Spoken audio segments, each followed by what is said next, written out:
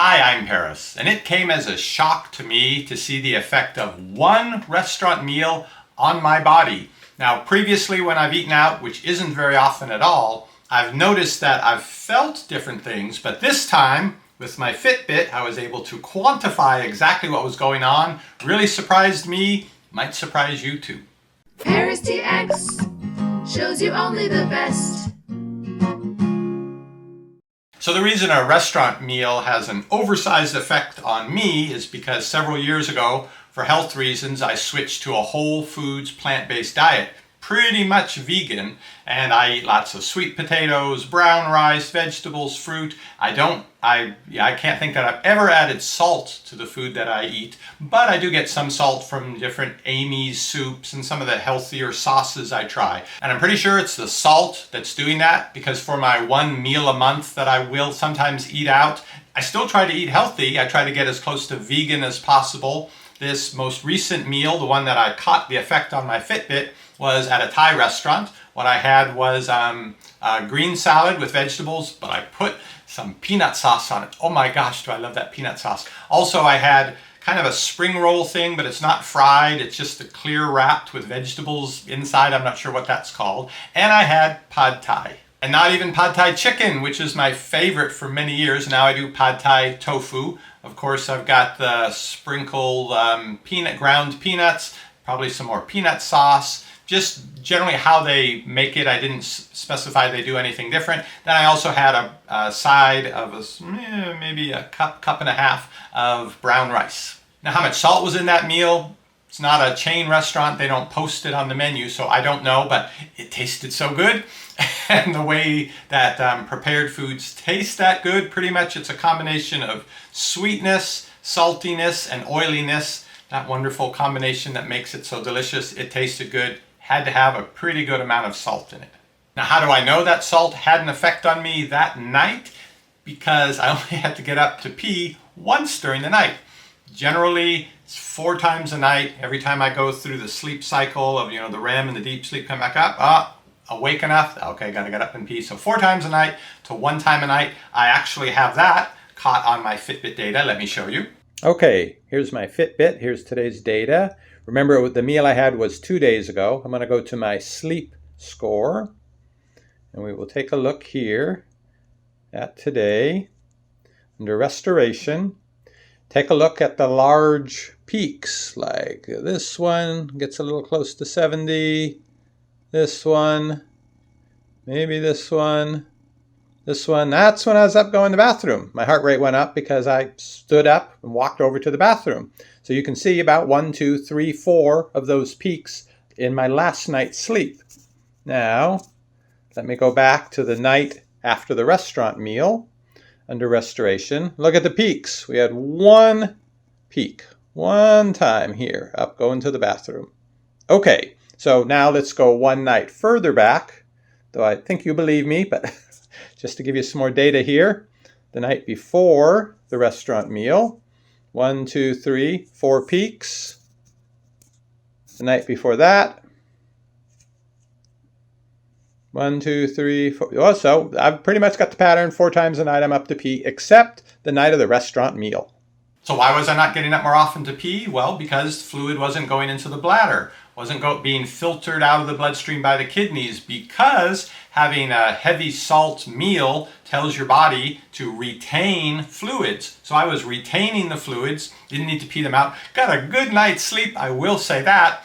The downside of it, though, is with all that fluid in your blood vessels, it raises your blood pressure. Now, I don't have readings of my blood pressure before and after here, but I do have readings of my heart rate during the night. And that's related because if there's more fluid in the blood vessels, there's more pressure, basically. My blood pressure must have been higher. With that back pressure, the heart has to work harder to pump the blood through that circulation. So my heart rate was higher than it normally is, and I'll show you the nights before, the night after, and you can see it definitely was different on that 1 night after that salty meal. So as much as it was nice having that good sleep, the whole time I was sleeping, my blood pressure must have been elevated.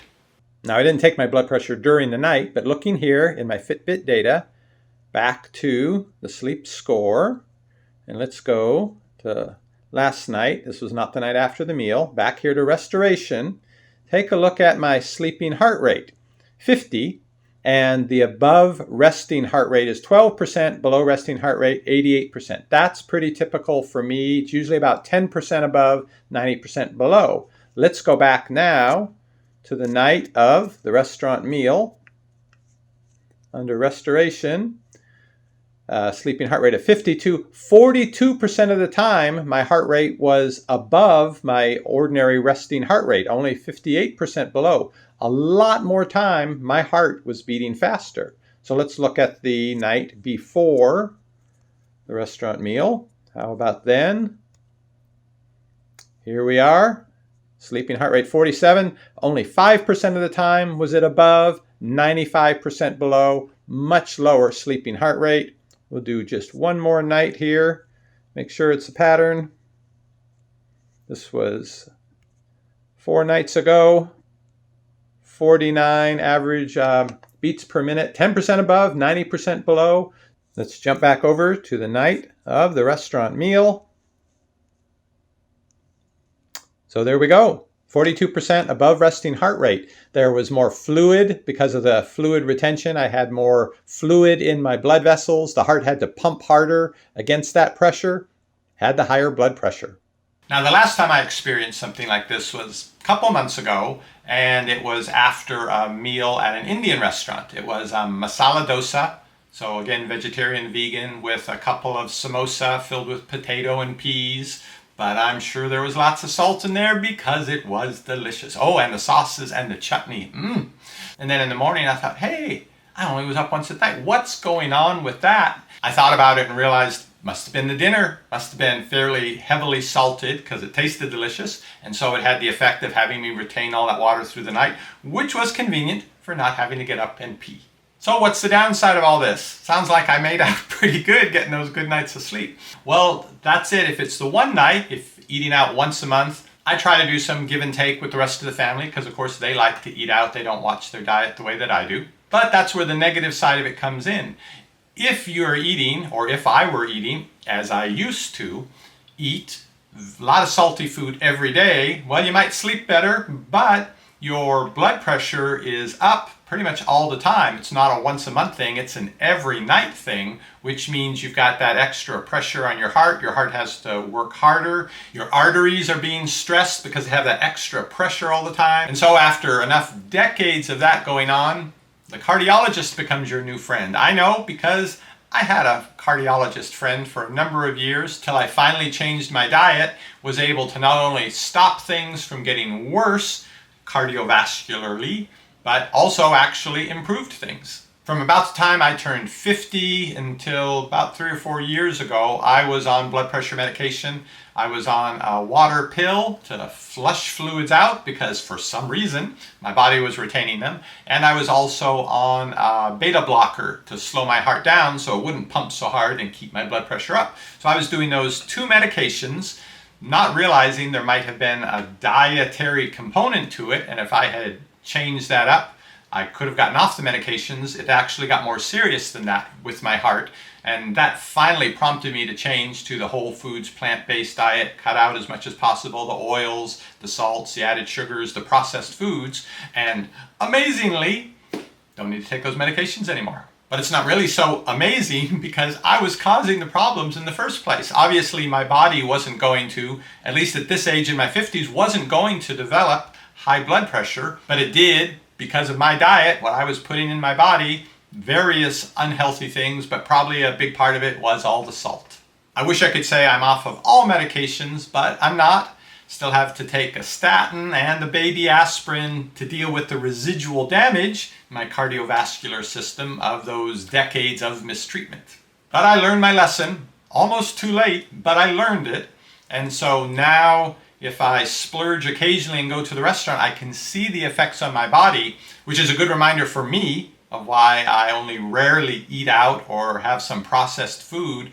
But for someone who eats a restaurant meal, doesn't feel anything different, it's actually a bad sign, I think, because it means your body is used to all of those foods that you're eating and all of that salt that you're putting in there. So going to the restaurant is not anything different. That's just your daily life. Now, I don't want to be the Debbie Downer that says you can't eat out. If restaurants could focus more on your long-term health and having you as a long-term customer rather than just adding a zing to this meal, which will bring you back next week for another meal, but it doesn't seem to work that way. They're not going to look out for your health, so you have to look out for it yourself.